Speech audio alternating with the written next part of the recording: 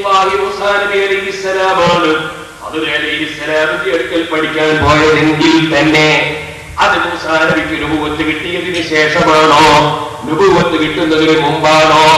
പണ്ഡിതന്മാർക്കിടയിൽ അങ്ങനെയും ഒരു ചർച്ച നടന്നിട്ടുണ്ട്.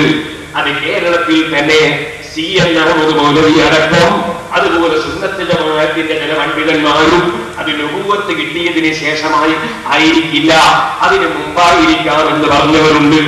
ആ പറഞ്ഞ ഭാഗം മഹാനായ ഇസ്മായിൽ ഉസ്താദ് അവர்கள் ഉദ്ധരിച്ചിട്ടുണ്ട്, അത് എടുത്തു പറഞ്ഞിട്ടുണ്ട്. അതെടുത്തുകൊണ്ട് മൗലവിന്റെ ചോദ്യം ഇതിൽ സുന്നിയുമായ തർക്കമല്ല കേട്ടോ. കണ്ടോ, അതൊരു തർക്കമല്ല. ഇപ്പൊ മുപ്പര് ഒഴിയാൻ നോക്കുക. ഇസ്മായിൽ ഉസ്താദ് മറ്റുള്ള പല പണ്ഡിതന്മാരും പറഞ്ഞതെടുത്ത് ഉദ്ധരിച്ചതാണ്. നിങ്ങളൊന്ന് മനസ്സിലാക്കണം. നിങ്ങളോട് ചോദിക്കട്ടെ മുസ്ലിയാരെ, ഏത് പണ്ഡിതനാ പണ്ടത് പറഞ്ഞത്? നിങ്ങൾക്ക് ആകെ ഒരു പണ്ഡിതനെ കിട്ടിയതാരാ? CN അഹ്മദ് മൗലവി അല്ലേ? വേറെ മുൻഗാമികളിൽ നിന്ന് ഏത് പണ്ഡിതനാ പറഞ്ഞത്? എന്ത്? മൂസാ നബി അലൈഹിസ്സലാത്തു വസ്സലാം അതാ മജ്മഉൽ ബഹ്റൈനിലേക്ക്, ആ വിശുദ്ധ ഖുർആൻ പറഞ്ഞ ആ ഖിദർ അലൈഹിസ്സലാമിലേക്ക്, അഥവാ പേര് പറഞ്ഞിട്ടില്ലെങ്കിലും ഹദീസിലാണല്ലോ ഖിദർ അലൈഹിസ്സലാം എന്നത് വന്നത്. അവിടേക്ക് പോകുന്ന കാലത്ത് നബിയായിരുന്നില്ല, പ്രവാചകനായിരുന്നു എന്നതിന് യാതൊരു തെളിവുമില്ല എന്ന് പറഞ്ഞ പണ്ഡിതന്മാരുടെ പേരൊന്ന് ഉദ്ധരിക്കാമോ? മാത്രമല്ല, നിങ്ങൾ എന്നോട് ചോദിക്കേണ്, ഞാൻ നിങ്ങളോട് തെളിവ് ഉദ്ധരിച്ചപ്പോ നിങ്ങൾ എന്നോട് പറയാണ് മൗലവി അങ്ങനെ ചില തൗറാത്ത് എന്നൊക്കെ കേട്ടപ്പോഴേക്ക് മൗലവി പെട്ടുപോയതാണ്, മൗലവി പെട്ടതാണ് എന്ന നിലക്ക് സംസാരിക്കുന്നു. അതും കൂടെ കേട്ടോളൂ. മൂപ്പരി റസൂലു ഖാല റസൂലുള്ളാഹി മൂസാ എന്നൊരു സ്ഥലത്ത് കണ്ടപ്പോ, അതുപോലെ ഫഅദറകഹു റജുലുൻ ഫഖാല ഐ റസൂലുള്ളാഹി ഹൽ ഫിൽ അർളി അദൻ അലം മിൻകാന്ന് കണ്ടപ്പോ, വേറൊരു സ്ഥലത്ത് അമായക്ഫീക അന്ന തൗറാത ബിയദൈക വന്നൽ വഹയ യതീക യാ മൂസാ എന്ന് ബുഖാരിയിൽ കണ്ടപ്പോ, അത് കണ്ടപ്പോ റസൂലുള്ളാഹി ഇവിടെ ഉണ്ടല്ലോ, നബിയാണ്, അത് അന്നൽ വഹയ യതീക എന്നുണ്ടല്ലോ, അന്ന തൗറാത ബിയദൈക എന്നുണ്ടല്ലോ എന്ന് മനസ്സിലാക്കി മൗലവി അവിടെ പെടുകയാണ് കേട്ടോ. ഞാനല്ല പെട്ടത് കേട്ടോ. ഈ തെളിവുകളൊക്കെ കണ്ടിട്ടും അത് സ്വീകരിക്കാൻ മനസ്സ് വരാത്ത പേരോടാണ് പെട്ടുപോയത് കേട്ടോ. പിന്നെ മൂപ്പരെന്നോട് ഒരു ഉദാഹരണം പറയുന്നുണ്ട്, പൊട്ടത്തരമാണ്, അതും കേട്ടോളൂ. ആ ഉദാഹരണം മൗലവിക്ക് ഹദീസും ഖുർആനും മനസ്സിലാവൂലെങ്കിൽ മനസ്സിലാകുന്ന ഒരു ഭാഷയിൽ ഞാൻ പറഞ്ഞു തരാം. ഹുസൈൻ സലഫി അദ്ദേഹത്തിന്റെ പാസ്പോർട്ട് ഒന്ന് പരിശോധിക്കുക. സാധാരണ ഉണ്ടാകുന്നത് പോലെ അയാളിലും വേണ്ട ഹുസൈൻ സലഫീന. ആ ഹുസൈൻ സലഫി എന്നിട്ട് അതിന്റെ ഇപ്പുറത്ത് നോക്കുക, ഡേറ്റ് ഓഫ് ബർത്ത്. അപ്പോഴൊരു ഡേറ്റ് ഉണ്ടാവും. ഹുസൈൻ സലഫി ജനിച്ചത് ഇത്രാമത്തെ കൊല്ലത്തിൽ. അപ്പൊ ജനിക്കുമ്പോ ഇയാൾ സലഫി ആയിരുന്നോ? ജനിക്കുമ്പോൾ ഇയാൾ സലഫി ആയിരുന്നോ? ഹുസൈൻ സലഫിയുടെ ജന്മദിനം, അപ്പൊ അയാൾ സലഫി ആയിരുന്നോ? അല്ല. പക്ഷേ പാസ്പോർട്ടിൽ ഉണ്ടാകുക ഹുസൈൻ സലഫി ജന്മദിനം, ഡേറ്റ് ഓഫ് ബർത്ത്.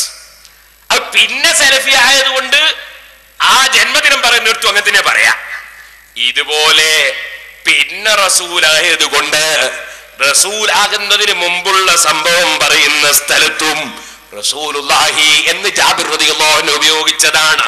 നിങ്ങൾ പണ്ട് പറഞ്ഞത് എന്താണെന്നറിയോ? ആ ഉദാഹരണത്തിൽ വന്നു പോയി, എനിക്ക് ബുലൂഗായോ ഇല്ലേന്നായിരുന്നു. ഷാർജയിലേക്ക് പോകുമ്പോഴും അതിനായിരുന്നു കളി.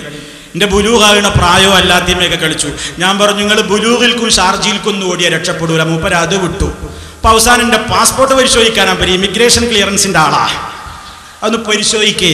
ഡേറ്റ് ഓഫ് ബർത്ത് എന്താണ്? നിങ്ങൾക്ക് ഡേറ്റ് ഓഫ് ബർത്ത് എന്ന് പറയാൻ പഠിപ്പിച്ചത് ഇസ്ലാമി പ്രസ്ഥാനം ഇതിന്റെ പിന്നിലുള്ളത്. നരകത്തിലെ ഭാഷ. എന്നിട്ട് ചോദിക്കേണ്ട ഡേറ്റ് ഓഫ് ബർത്ത്. ഞാൻ നിങ്ങൾക്ക് കേൾക്കണം, ഹുസൈൻ സലഫി ആകുന്നതിന് മുമ്പ് ഒരാളും എന്നെ ഹുസൈൻ സലഫി എന്ന് വിളിച്ചിട്ടില്ല. നിങ്ങൾ പറയുന്ന കേസ് അങ്ങനെയല്ല.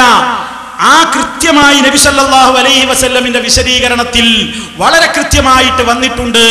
മൂസാ നബി അലൈഹി സ്വലാത്തു വസ്സലാം പ്രസംഗം തുടങ്ങുന്ന കാലം തന്നെ എന്തായിരുന്നു എന്ന് പണ്ഡിതന്മാർ കൃത്യമായി വിശദീകരിച്ചിട്ടുണ്ട്. ആവശ്യമാണോ? ആവശ്യപ്പെടുക, അടുത്ത പ്രസംഗത്തിൽ പറയാം. കുറച്ചവിടെ ഇരിക്കട്ടെ.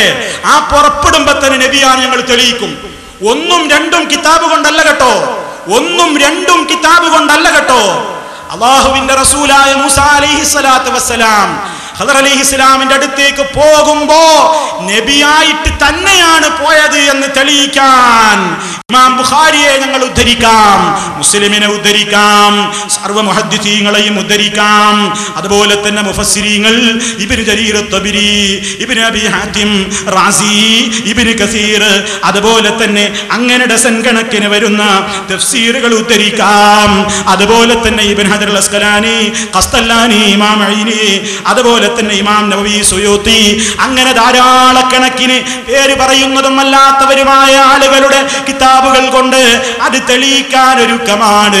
എന്നാൽ വിനയത്തോടെ ചോദിക്കട്ടെ, നിങ്ങളുടെ ഉസ്താദ് പറഞ്ഞ വാദം അതെന്താണെന്ന് ഒന്നുകൂടി കൽപ്പിക്കുന്നു. അന്ന് മൂസാ നബി പ്രവാചകനാണെന്നതിന് യാതൊരു തെളിവുമില്ല എന്ന് പറഞ്ഞിട്ടുള്ള തഫ്സീർ ഒന്ന് വായിക്കാമോ? ആയത്തൊന്ന് വായിക്കാമോ? നമ്പർ ഒന്ന് പറയൂ. ഹദീസ് ഉണ്ടെങ്കിൽ ഹദീസിന്റെ നമ്പർ പറയോ, വായിച്ച അർത്ഥം പറയോ. തഫ്സീറിന്റെ കിതാബ് വായിക്കോ, അർത്ഥം പറയോ. ഹദീസിന്റെ കിതാബ് വായിക്കോ, അർത്ഥം പറയൂ. അതല്ലാതെ നിങ്ങൾ ഷാർജയിലേക്കും പാസ്പോർട്ടിലേക്കും ഒന്നും ഓടിയിട്ട് രക്ഷപ്പെടാനാവില്ല കേട്ടോ. ചോദ്യം ആവർത്തിക്കുകയാണ്. നിങ്ങൾ മറ്റാവശ്യമില്ലാത്ത പല ചർച്ചയും ഇവിടെ നടത്തിയിട്ടുണ്ട്. ആ പോയത് ബനൂ ഇസ്രായേലിലെ മൂസയാണോ അതോ മൂസ ബിൻ മീശയാണോ എന്നൊക്കെ നിങ്ങൾ ചർച്ച ചെയ്തിട്ടുണ്ട്. ആവശ്യമുള്ള ചർച്ചയല്ലേ ഇത്? നമ്മൾ അതൊട്ട് ചോദിച്ചിട്ടുമില്ല. മറിച്ച് മൂസാ അലൈഹിസ്സലാം പോയപ്പോ അന്ന് നബിയായിട്ടാ പോയതെന്നതിന്, പ്രവാചകനായിട്ടാ പോയതെന്നതിന് യാതൊരു തെളിവുമില്ല എന്ന കമന്റാണ് നിങ്ങളുടെ ഉസ്താദ് എഴുതിയിട്ടുള്ളത്. അത് തെളിയിക്കണം. അതിന് ആയത്തോദണം, അതിന് ഹദീസ് ഓതണം, അതിന് തഫ്സീർ ഉദ്ധരിക്കണം, അതിന് ഹദീസിന്റെ ശറഹ് ഉദ്ധരിക്കണം. അതല്ലാതെ നിങ്ങൾക്ക് ആ വിഷയത്തിൽ നിന്ന് ഒരിക്കലും ഒഴിഞ്ഞു മാറാനാവില്ല. അതേ ഇവിടെ ചോദ്യമുള്ളൂ. നിങ്ങളുടെ ഉസ്താദ് എഴുതിയത് ആ അഭിപ്രായം പറഞ്ഞ പണ്ഡിതനാരാണ്? CN അഹമ്മദ് മൗലവിയെ പോലെയുള്ള എന്ന് നിങ്ങൾ പറഞ്ഞ ആ പോലെ അങ്ങ് മാറ്റി നിർത്തിയാൽ ഉദ്ധരിക്കോ? നിങ്ങൾ ഉദ്ധരിക്കൂ. നിങ്ങൾ ഇന്നലെ ഇവിടെ പറഞ്ഞതുപോലെ റസൂലുള്ളാഹി സ്വല്ലല്ലാഹു അലൈഹി വസല്ലം വരെ പോയി മുട്ടുന്ന പാരമ്പര്യമുള്ളവരല്ലേ? ഉദ്ധരിക്കൂ.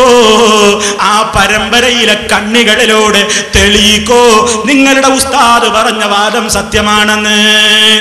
അതല്ലാതെ ജനങ്ങളെ പൊട്ടീസാക്കാൻ വേണ്ടിയിട്ട് പാസ്പോർട്ടിന്റെ കാര്യവും ഷാർജന്റെ കാര്യവും ബുലൂഹായ വിവരവും ഡേറ്റ് ഓഫ് ബർത്തിന്റെ തർക്കവും ഇതൊക്കെ എന്തിനാ?